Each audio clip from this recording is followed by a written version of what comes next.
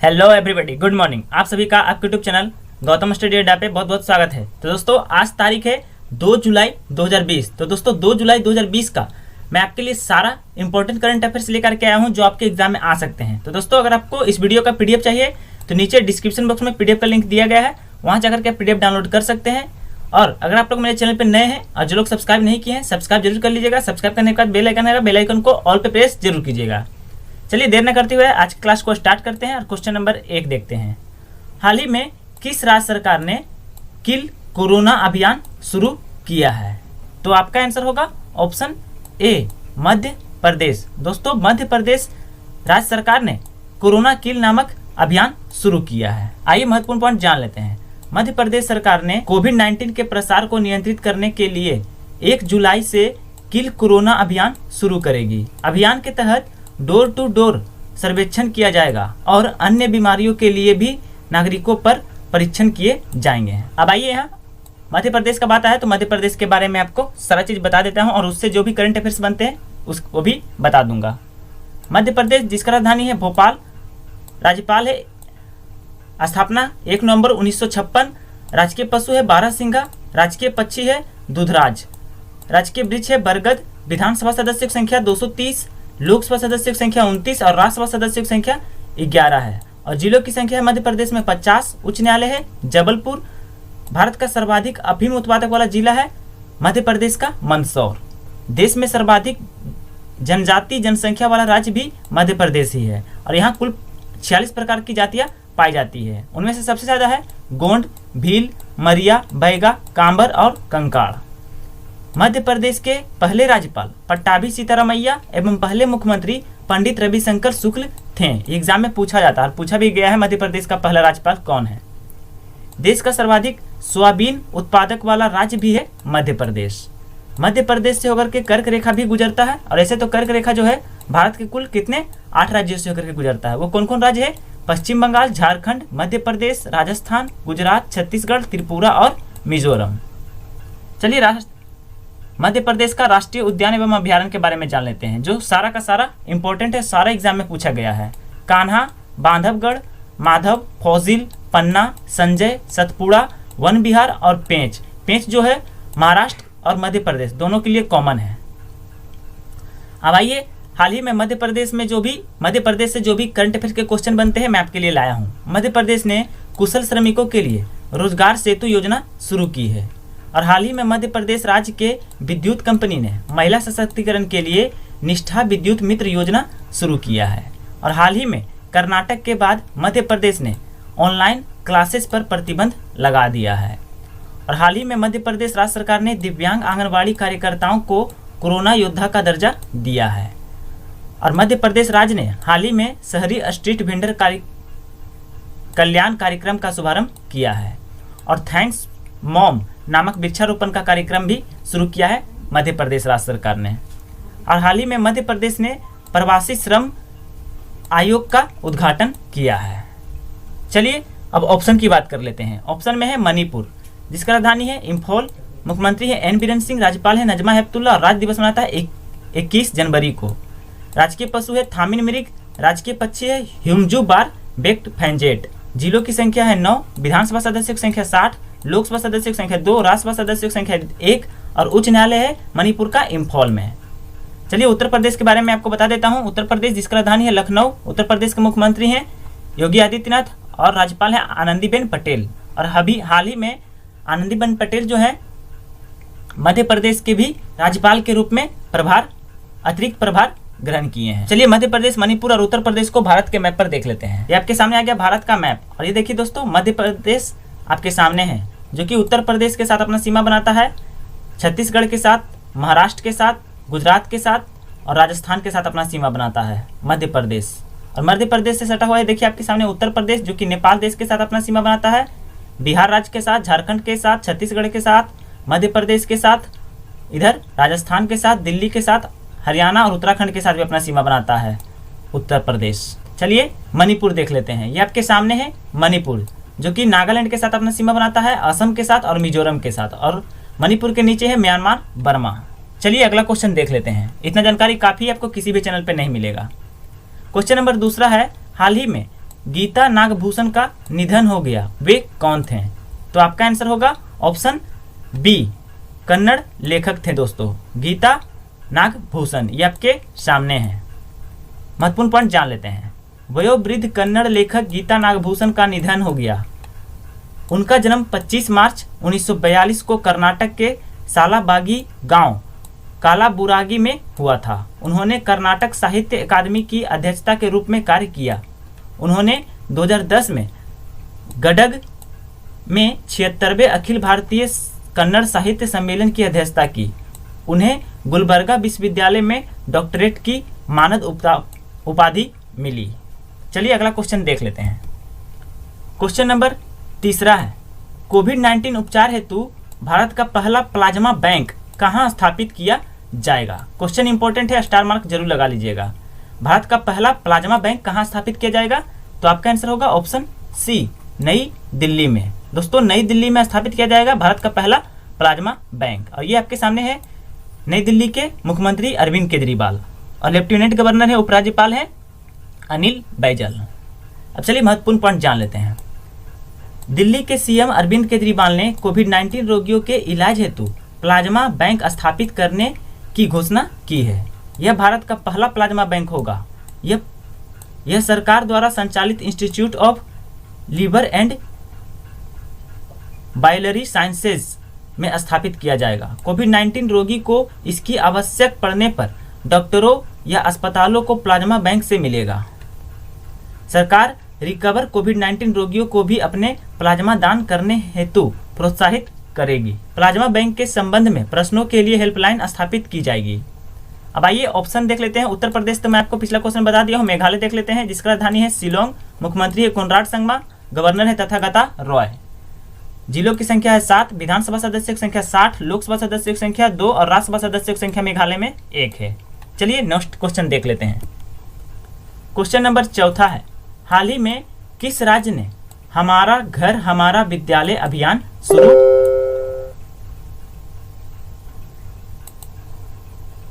शुरू किया है? तो आपका आंसर होगा ऑप्शन ए, मध्य प्रदेश। दोस्तों मध्य प्रदेश राज्य सरकार के द्वारा ही शुरू किया गया है हमारा घर हमारा विद्यालय अभियान। आइए महत्वपूर्ण पॉइंट जान लेते हैं। मध्य प्रदेश ने हमारा घर हमारा विद्यालय माई होम माई स्कूल अभियान शुरू किया है। इससे जारी कोविड-19 लॉकडाउन के बीच छात्रों में नियमितता बनाए रखने में मदद मिलेगी। इसके तहत बच्चों को स्कूल जैसे माहौल में घर पर पढ़ाया जाएगा। राज्य 6 जुलाई से कक्षाएं फिर से शुरू करने जा रहा है, जिसमें छात्रों को घर पर स्कूल के वातावरण का अनुभव होगा। पढ़ना, योग करना, लिखना और कहानियां सुनना दैनिक दिनचर्या का हिस्सा होगा। दोस्तों मध्य प्रदेश के बारे में आपको बता दिया हूँ, मणिपुर के बारे में भी और उत्तर प्रदेश के बारे में भी। तो दोस्तों अगर मेरा वीडियो आपको अच्छा लग रहा है तो वीडियो को ज़्यादा शेयर और लाइक जरूर कीजिएगा और चैनल को सब्सक्राइब नहीं किया अभी तक और नए हैं मेरे चैनल पे जो सब्सक्राइब जरूर करके जाइएगा। चलिए अगला क्वेश्चन देख लेते हैं। क्वेश्चन नंबर 5 है, हाल ही में गुडनी जोहानसन को किस देश का दोबारा राष्ट्रपति चुना गया है? तो आपका आंसर होगा ऑप्शन सी, आइसलैंड।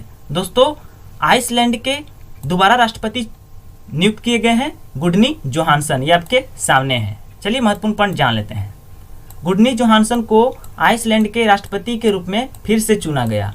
इतिहास के पूर्व प्रोफेसर रहे जोहानसन ने अपने दूसरे 4 साल के कार्यकाल में 121 वोटों में से 92.2% वोट हासिल किए। यह आइसलैंड के राष्ट्रपति चुनाव के इतिहास में अधिग्रहित वोटों का दूसरा सबसे बड़ा अंतर है।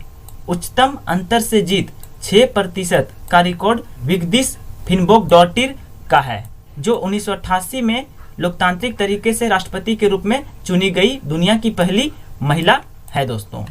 तो दोस्तों ये भी आपसे क्वेश्चन पूछा जा सकता है कि दुनिया की पहली महिला कौन है जो लोकतांत्रिक तरीके से राष्ट्रपति के रूप में चुनी गई है? आंसर होगा विग्दिस फिनबोगडोटिर। अब चलिए आइसलैंड का बात है तो आइसलैंड के बारे में आपको बता देता हूँ। कैपिटल ऑफ आइसलैंड है रिकजाविक और मुद्रा है आइसलैंड का आइसलैंडिक क्रोना।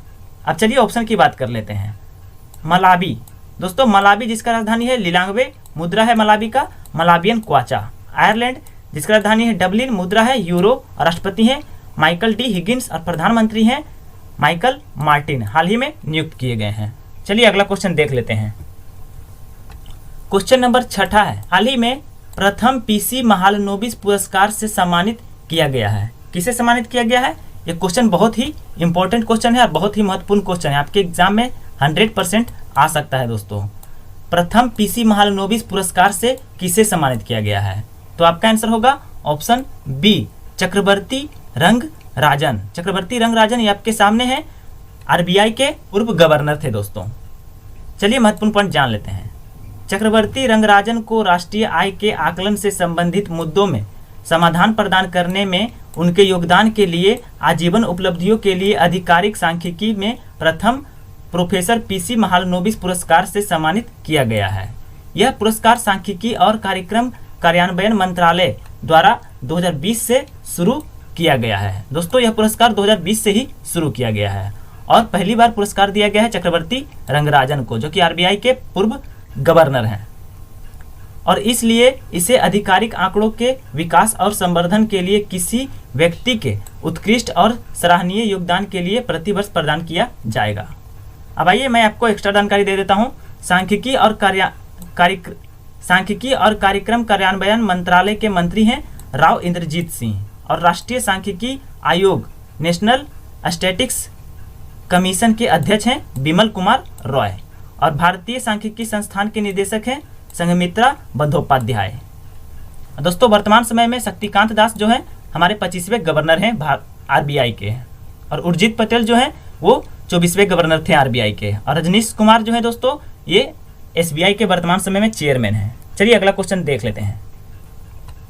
क्वेश्चन नंबर 7वां है, हाल ही में 36वां आसियान शिखर सम्मेलन कहाँ आयोजित किया गया? तो आपका आंसर होगा ऑप्शन बी, वियतनाम। दोस्तों 36वां आसियान शिखर सम्मेलन का आयोजन वियतनाम में किया गया है। चलिए महत्वपूर्ण पॉइंट जान लेते हैं। वियतनाम के हनोई में वीडियो कॉन्फ्रेंसिंग के माध्यम से द्विवार्षिक ASEAN association of south east Asian nation, इसका फुल फॉर्म होता है दोस्तों, समिट 2020 का 36वां संस्करण आयोजित किया गया। थीम चिपकने वाला और उत्तरदायी आसियान के साथ शिखर सम्मेलन का मुख्य फोकस कोविड-19 महामारी प्रतिक्रिया, पोस्ट महामारी रिकवरी और भागीदारों के साथ आगे सहयोग पर था। अब आइए 10th एशियन मेंबर्स कंट्री हैं Indonesia, Thailand, Singapore, Philippines, Malaysia, Vietnam, Brunei, Cambodia, Myanmar जिसे बर्मा कहा जाता है, और लाओस। और दोस्तों एशियन का फुल फॉर्म मैं आपको बता दिया हूं, association of south east Asian Nations. अब आइए ऑप्शन की बात कर लेते हैं। वियतनाम दोस्तों जिसका कैपिटल है, राजधानी है हनोई, मुद्रा है वियतनामीज डोंग, प्रधानमंत्री हैं वियतनाम के गुयेन जुआन फुक। चलिए थाईलैंड देख लेते हैं जिसका राजधानी है बैंकॉक, मुद्रा है थाई बहत, और किंग है महावजीरा लोंगकोर्न। चलिए इंडोनेशिया देख लेते हैं जिसका राजधानी है जकार्ता, मुद्रा है इंडोनेशियन रुपया, और राष्ट्रपति हैं जोको विडोडो। चलिए अगला क्वेश्चन देख लेते हैं, इतना जानकारी आपको किसी भी चैनल पे नहीं मिलेगा। क्वेश्चन नंबर 8वां है, हाल ही में किस केंद्रीय मंत्री ने एथलीटों के लिए नाडा ऐप लॉन्च किया है? तो आपका आंसर होगा ऑप्शन डी, किरण रिजिजू, जो कि हमारे स्पोर्ट्स मिनिस्टर हैं वर्तमान समय में, ये आपके सामने हैं, जिन्होंने एथलीटों के लिए नाडा ऐप लॉन्च किया है। चलिए महत्वपूर्ण पॉइंट जान लेते हैं। खेल मंत्री किरण रिजिजू ने नाडा ऐप नाम से राष्ट्रीय डोपिंग रोधी एजेंसी का पहला मोबाइल ऐप लॉन्च किया है। दोस्तों नाडा का फुल फॉर्म होता है नेशनल एंटी डोपिंग एजेंसी, जिसका उद्देश्य नाडा और एथलीटों के बीच खेल के विभिन्न पहलुओं पर आसानी से सुलभ जानकारी देकर निषिद्ध पदार्थों को पाटना है। साथ ही डोप परीक्षण नाडा ऐप से भी एंटी डोपिंग और दवा से संबंधित जानकारी के लिए वन स्टॉप गाइड के रूप में कार्य करने की उम्मीद है।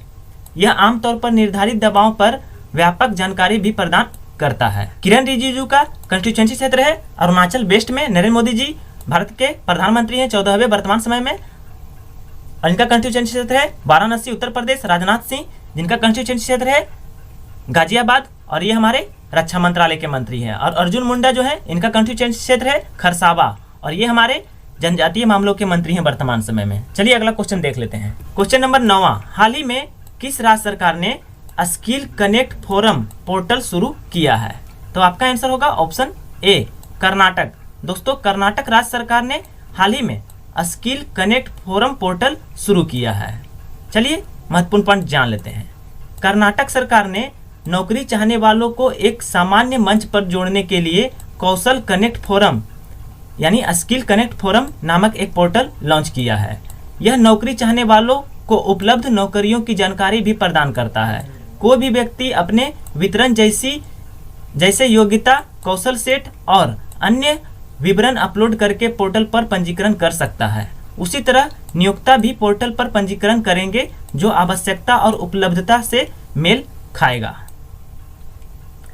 अब आइए कर्नाटक के बारे में आपको बता देता हूँ। कर्नाटक जिसका राजधानी है बेंगलुरु और कर्नाटक मुख्यमंत्री हैं ये आपके सामने बीएस येदियुरप्पा और गवर्नर है भाजुभाई भाला। कर्नाटक में जिलों की संख्या 30, विधानसभा सदस्यों की संख्या 224, विधान परिषद सदस्यों की संख्या 75, लोकसभा सदस्यों की संख्या 28 और राज्यसभा सदस्यों की संख्या 12 है।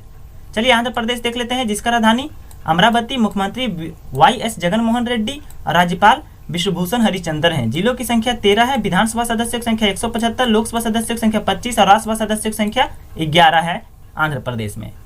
तेलंगाना जिसका राजधानी है हैदराबाद, तेलंगाना के मुख्यमंत्री के चंद्रशेखर राव, गवर्नर है तमिलिसाई सुंदरराजन। चलिए कर्नाटक, आंध्र प्रदेश और तेलंगाना को भारत के मैप पर देख लेते हैं।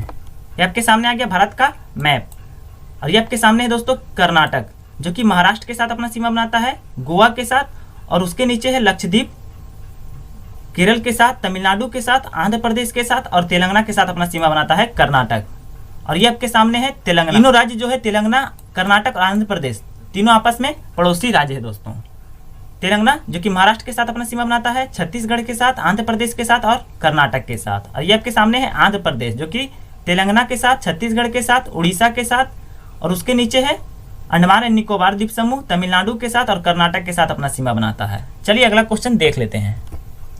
क्वेश्चन नंबर 10वां है, हाल ही में कौन virtual race across America VRAAM 2020 के पहले संस्करण में पोडियम स्थान हासिल किया है?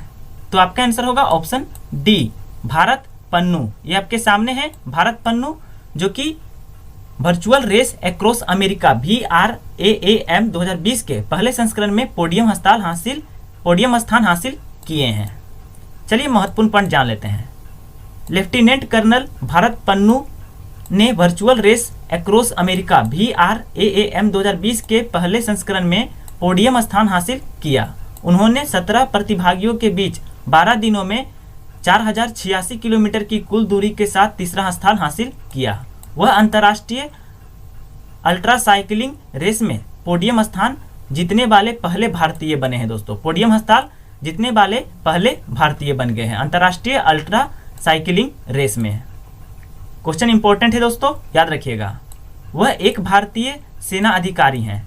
रेस एक्रॉस अमेरिका RAAM 12 दिनों की पश्चिम से पूर्व तट तक 5000 किलोमीटर की ट्रांसकॉन्टिनेंटल रेस है। चलिए ऑप्शन की बात कर लेते हैं। एडमिरल करमबीर सिंह जो कि हमारे वर्तमान समय में नेवी चीफ हैं और राकेश कुमार सिंह भदौरिया एयरफोर्स के चीफ हैं और मनोज मुकुंद नरवणे जो कि हमारे वर्तमान समय में इंडियन आर्मी के चीफ हैं। चलिए अगला क्वेश्चन देख लेते हैं। क्वेश्चन नंबर 11, स्विगी ने किस बैंक के साथ मिलकर Swiggy money digital wallet launch किया है? तो आपका आंसर होगा ऑप्शन सी, ICICI बैंक। दोस्तों स्विगी ने ICICI बैंक के साथ मिलकर Swiggy mini digital wallet launch किया है। आइए महत्वपूर्ण पॉइंट जान लेते हैं। स्विगी ने अपने डिजिटल वॉलेट स्विगी मनी को लॉन्च करने हेतु ICICI बैंक के साथ समझौता किया है। यह इसके प्लेटफॉर्म पर सिंगल क्लिक चेकआउट अनुभव को सक्षम करेगा जिससे ग्राहकों को स्विगी पर सभी फूड ऑर्डर हेतु पैसे स्टोर करने और परेशानी मुक्त भुगतान की अनुमति मिल सकेगी। यह ICICI बैंक की इंस्टा वॉलेट सेवा से संचालित है। मौजूदा ICICI ग्राहक तुरंत सेवाओं का लाभ उठा सकते हैं जबकि नॉन ICICI ग्राहक ICICI बैंक को सरकारी ID का विवरण प्रदान करके शुरू कर सकते हैं। अब आइए यहाँ ICICI बैंक का बात आया तो मैं आपको बता देता हूँ। ICICI जिसका फुल फॉर्म होता है industrial credit and investment corporation of India, जिसका हेडक्वार्टर है महाराष्ट्र मुंबई में और MD एंड CEO है संदीप बख्शी और टैगलाइन है हम है ना ख्याल आपका। चलिए ऑप्शन की बात कर लेते हैं। यस बैंक जिसका हेडक्वार्टर है मुंबई महाराष्ट्र में और MD एंड CEO है प्रशांत कुमार और टैगलाइन है एक्सपीरियंस आवर एक्सपर्टाइज। और HDFC बैंक, HDFC का फुल फॉर्म होता है Hindustan housing development finance corporation. और HDFC बैंक का हेडक्वार्टर है मुंबई महाराष्ट्र में। MD एंड CEO है आदित्य पुरी। और टैगलाइन है वी अंडरस्टूड योर वर्ल्ड। चलिए आज का आखिरी और लास्ट क्वेश्चन देख लेते हैं। क्वेश्चन नंबर 12, राष्ट्रीय चिकित्सक दिवस 2020 का थीम क्या है? तो आपका आंसर होगा option A, listen the mortality of कोविड-19। दोस्तों लिसन द मोर्टालिटी ऑफ कोविड-19 राष्ट्रीय चिकित्सक दिवस 2020 का थीम यानी विषय है नेशनल डॉक्टर्स डे का। चलिए महत्वपूर्ण पॉइंट जान लेते हैं। राष्ट्रीय चिकित्सक दिवस भारत में हर साल 1 जुलाई को मनाया जाता है। कब मनाया जाता है नेशनल डॉक्टर्स डे? 1 जुलाई को मनाया जाता है। इंडियन मेडिकल एसोसिएशन डॉक्टरों और चिकित्सकों द्वारा किए गए अमूल्य कार्यों को पहचानने के लिए हर साल दिवस मनाता है और उनकी समर्पित सेवा के लिए उन्हें धन्यवाद देता है। और स्पर्शोन्मुख हाइपोक्सिया और प्रारंभिक आक्रामक चिकित्सा के बारे में जागरूकता शामिल है। यह दिन डॉक्टर विधान चंद्र रॉय की जयंती और पुण्यतिथि का भी प्रतीक है दोस्तों। तो दोस्तों यहाँ आपका सारा क्वेश्चन समाप्त हो जाता है। वीडियो कैसा लगा कमेंट जरूर कीजिएगा। अगर वीडियो आपको अच्छा लगा तो वीडियो को ज़्यादा शेयर और लाइक जरूर कीजिएगा। और हाँ, जाते जाते चैनल को सब्सक्राइब जरूर करके जाइएगा। थैंक यू दोस्तों, अपना ख्याल रखिएगा, कोरोना वायरस से बचे रहिएगा। Stay home stay safe.